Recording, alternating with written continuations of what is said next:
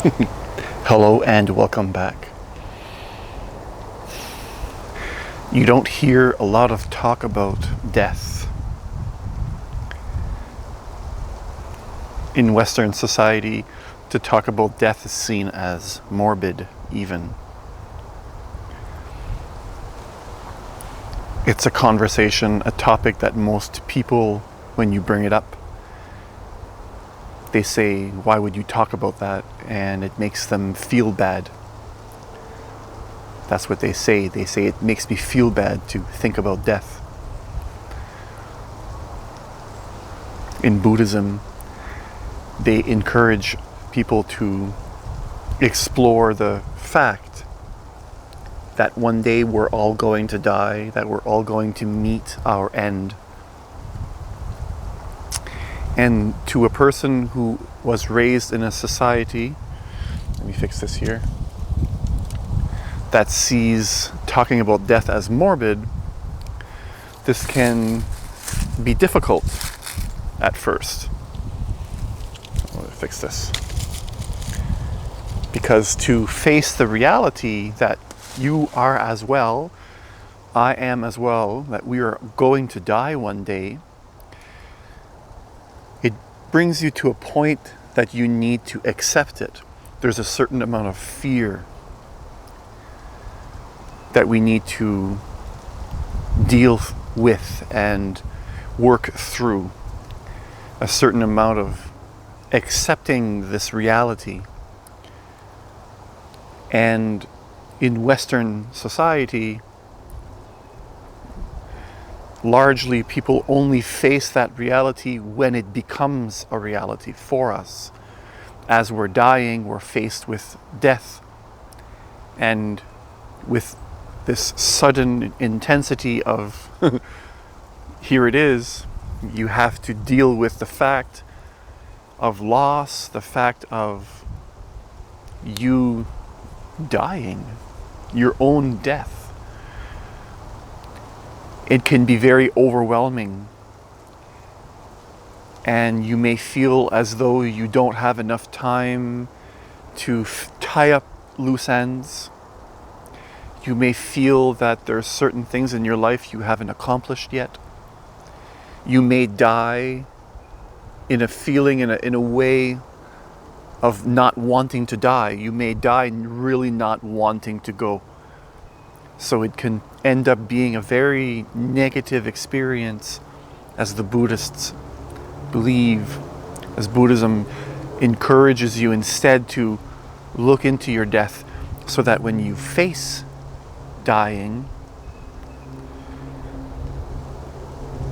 a lot of the things that you're going to be faced with, you may have already dealt with. So knowing that your life is going to end and living in such a manner that you know you're going to die one day, you may not leave so many loose ends. You may live in a manner that has less regrets later on. You may live a more courageous life, knowing that you can die at any time. Because if I was to tell you right now that you had a terminal illness and you only had 1 month left to live,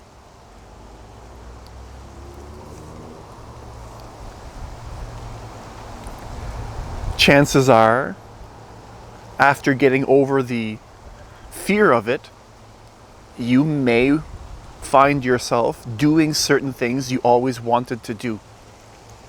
You may find yourself with this fire inside of you and actually enjoying certain aspects of your life that you said before, I'll do later.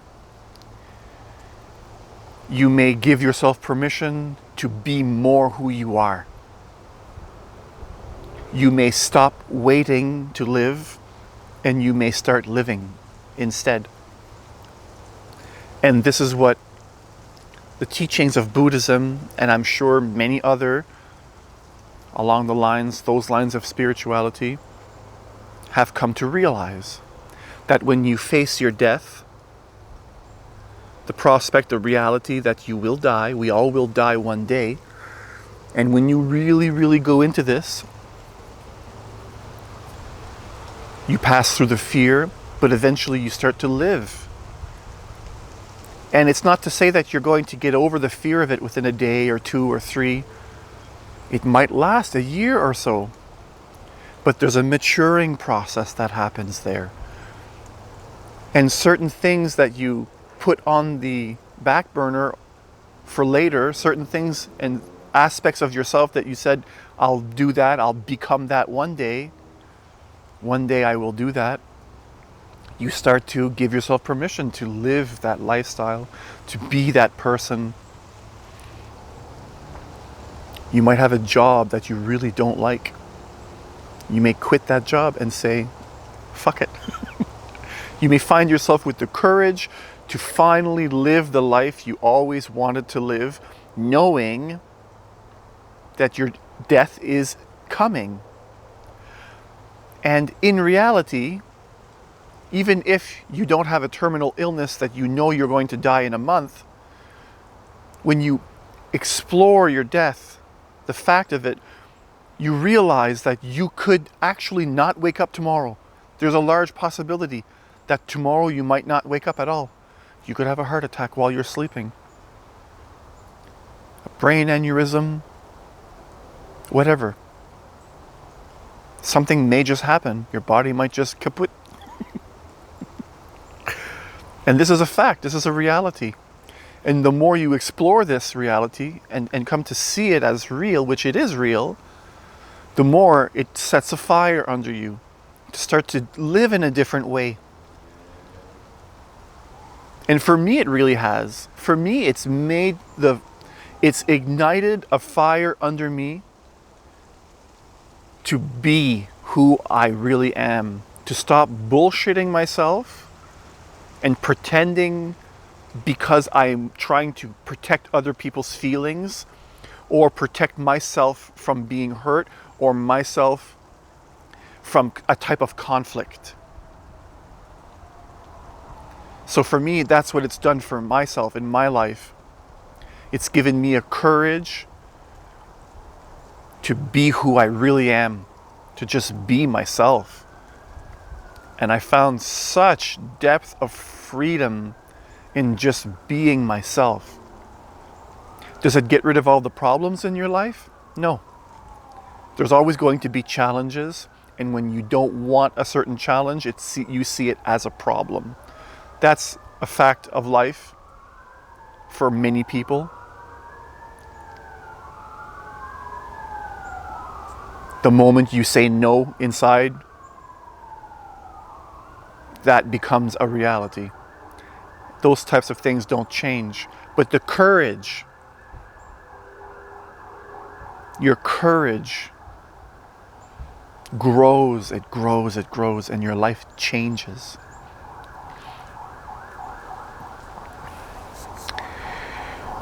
So if you haven't done it for yourself yet,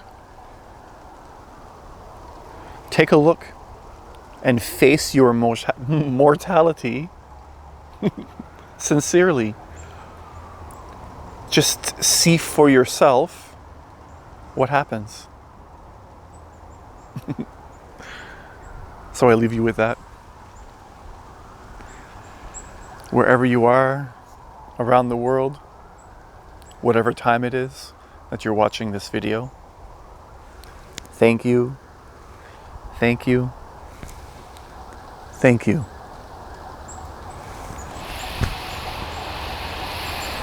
Peace.